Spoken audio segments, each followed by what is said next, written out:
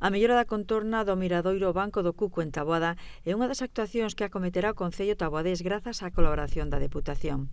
Substituiránse as mesas existentes por unhas novas con bancos incorporados e unha tumbona de madeira. Ademais, colocarase 5 postes informativos neste espazo sobre o canón do río Miño, situado en Friamonde, na parroquia de San Xián de Insua. Grazas ao convenio asinado entre o presidente José Tomé e o alcalde Roi Rigueira, a Deputación achega ao Concello un total de 250.000 euros, cos que tamén se financiará o condicionamento de 2 camiños na parroquia de Couto, que presentan danos por mor das inclemencias meteorolóxicas, así como a mellora de varios accesos nas parroquias de Campo, Esperante, Mato, Cerdeda, Meixonfrío, Insua de San Salvador e San Xián de Insua.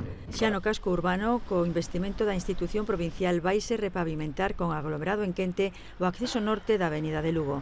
Tamén se acometerá o repintado dos bordes desta vía, os cebreados e a instalación de sinalización vertical.